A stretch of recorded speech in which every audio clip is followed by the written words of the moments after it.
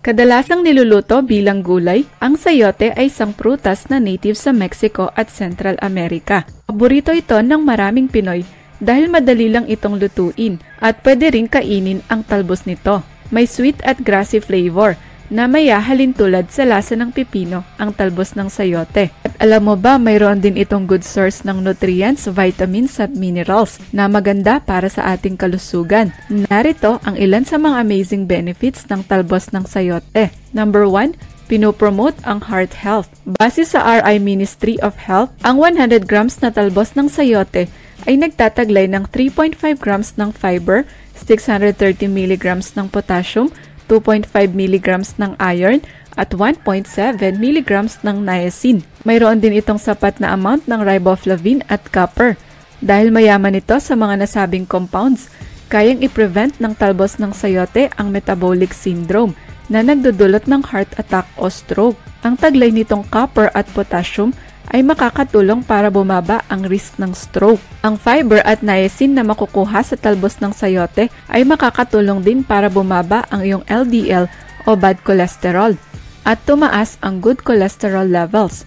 Pinopromote rin ito ang production ng hemoglobin at piniprevent ang hypertension. Nagtataglay din ang talbos ng sayote ng polyphenols na makakabuti sa ating heart health. Number 2, pampalakas ng immune system. Ang 100 grams na talbos ng sayote ay nagtataglay ng halos 10% ng daily recommended intake ng vitamin C na makakatulong upang mapanatiling healthy ang immune system. Pinopromote ng vitamin C ang production ng white blood cells para tumaas ang immune response ng ating katawan na labanan ang impeksyon at sakit. Ang talbos ng sayote ay nagtataglay din ng 4 grams ng protein, 2.4 milligrams ng iron, at small amounts ng copper at beta-carotene. Tulad ng vitamin C, may kakayahan ang copper at beta-carotene na labanan ang free radicals na nagdudulot ng iba't ibang uri ng sakit. Ang mga nasabing compounds ay nagsisilbing immune system booster at nagpo-promote ng collagen production na kailangan ng connective tissues ng ating katawan. Number 3, makakatulong sa digestion at weight management. Ang talbos ng sayote ay effective na solusyon sa digestive problems. Ang 100 grams nito ay nagtataglay ng 3.5 grams ng fiber at 90 grams ng water na nagpo-promote ng healthy digestion. Dahil mataas ang water at fiber content nito, makakatulong ang talbos ng sayote para dumaloy ang pagkain sa intestines at maiwasan ang constipation. Pinopromote rin nito ang regular bowel movement at piniprevent ang risk ng colon cancer. Maliban dito, ang talbos ng sayote ay makakatulong sa weight management. Ang fiber na makukuha mula dito ay may kakayahang pabagalin ang digestion ng pagkain. Kaya nitong i-promote ang feeling of fullness o pagkabusog. Sinusuppress din ng fiber ang gana sa pagkain para bumaba ang iyong calorie intake. As a result, may iwasan mo ang labis na pagkain at bababa rin ang iyong timbang. Number 4, ni-regulate ang blood sugar. Kung mataas naman ang iyong blood sugar, ang pag-consume ng talbos ng sayote ay maaaring makatulong sa iyo. Mayroon itong good source ng fiber at mababa sa calories, kaya makakatulong ang pag-consume nito upang mapanatiling nasa normal ang level ng iyong blood sugar. Ang fiber na makukuha sa talbos ng sayote ay makakatulong din para mabilis kang mabusog kahit na kaunti lang ang iyong kinain. May kakayahan din ang fiber na pabagalin ang absorption ng carbohydrates upang ma-regulate ang blood sugar levels.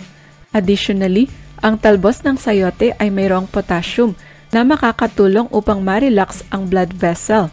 Pinapaganda rin nito ang insulin production na kailangan ng katawan sa pag-regulate ng blood sugar. Kaya naman ang talbos ng sayote ay magandang isama sa regular diet ng mga taong may type 2 diabetes. Number 5, piniprevent ang problema sa kidney at liver. Alam mo ba na makakabuti rin ang talbos ng sayote sa kidney at liver? Ang taglay nitong water at potassium ay makakatulong upang maiwasan ang risk ng kidney stones na humaharang sa urinary tract. Kung hindi ito mailabas, ang kidney stones ay nagdudulot ng mahapting pakiramdam habang umiihi o ihi na may kasamang dugo. Posible rin itong magdulot ng permanent damage sa kidney. Ayon sa mga pag-aaral, ang fiber ng talbos ng sayote ay nagbibigay proteksyon laban sa pamumuo ng fatty liver acids. Pinapababa nito ang cholesterol levels, para mapanatiling healthy ang liver at immune system. May kakayahan din ang talbos ng sayote na pagandahin ang metabolism ng iyong katawan, pati na rin ang ability nitong i-process ang fats. Kaya ang regular na pagkain ng talbos ng sayote ay nirecommend sa mga taong may kidney stones at liver disease. Number 6. Pampatibay ng muscles at skeletal system. Aside from that, ang talbos ng sayote ay pwedeng kainin para tumibay ang iyong muscles at skeletal system. Mayaman ito sa iron, protein, potassium, niacin at copper na makakatulong upang mapanatiling healthy ang cells ng iyong katawan. May kakayahan ang mga nasabing compounds na palakasin ang iyong muscles at i-prevent ang muscle cramps. Ang protein na taglay ng talbos ng sayote ay makakatulong din sa formation ng muscle mass. Kayang i-prevent ng protein at copper ang risk ng bone loss at panatilihin ang paglago ng matibay na buto. Dahil mataas ang iron content nito, makakatulong din ang talbos ng sayote para maiwasan ang osteoarthritis. Mayroon din itong high content ng calcium, magnesium at phosphorus. Pinopromote ng mga nasabing minerals ang malusog at matibay na mga buto. So kung gusto mong makaiwas sa bone-related problems, isama sa iyong regular diet ang talbos ng sayote. Number 7. Sumusuporta sa nervous at brain system. Ang talbos ng sayote ay mayaman sa nutrients na sumusuporta sa nervous at brain system. Mayroon itong niacin na makakatulong upang mapanatiling healthy ang nervous system at ginagamit bilang panlunas sa neurological disorders. Maaari ring makatulong ang niacin para gumanda ang cognitive function at maprotektahan ang brain cells mula sa injury at stress. Ang 100 grams na talbos ng sayote ay nagtataglay din ng 2.5 mg ng iron na kailangan upang mapanatiling healthy ang nervous system at brain development. In addition, ang potassium na makukuha sa talbos ng sayote ay makakatulong sa nerve at brain function. Ang riboflavin na taglay nito ay effective ring panlaban sa inflammation at oxidative stress na nagdudulot ng masamang epekto sa nerves at brain. Piniprevent nito ang brain injury at migraines, lalo na sa mga matatanda. Number 8. Makakabuti sa skin. Kung naghahanap ka naman ng natural na paraan para maging young looking at healthy ang iyong skin, ang talbos ng sayote ay swak na solusyon upang ma-achieve ang iyong skincare goals. Ang talbos ng sayote ay mayroong 10% ng daily recommended intake ng vitamin C. Ito ay isang powerful antioxidant na nagpo-promote ng wound healing at nagbibigay protection sa iyong balat mula sa sun damage. Piniprevent din ito ang acne, premature aging, hyperpigmentation at dark circles sa ilalim ng mata. Ang talbos ng sayote ay nagtataglay din ng beta-carotene antioxidant na may kakayahang i-prevent ang signs of aging at sun damage. Bukod dito, ang talbos ng sayote ay nagtataglay ng niacin, copper, riboflavin at protein na maaaring makatulong upang malunasan ang iba't ibang uri ng problema sa balat, kagaya ng sugat, impeksyon at ulcers. Number 9. Pinopromote ang healthy hair. Maliban sa makinis na kutis, kaya ring ipromote ng talbos ng sayote ang magandang buhok. Siksik ito sa antioxidant compounds tulad ng vitamin C at beta-carotene na makakatulong upang mapanatiling matibay, makintab at hydrated ang iyong buhok. Pinopromote nito ang collagen production na sumusuporta sa hair follicles. Ang mga nasabing compounds ay effective na solusyon sa hair loss at dandruff.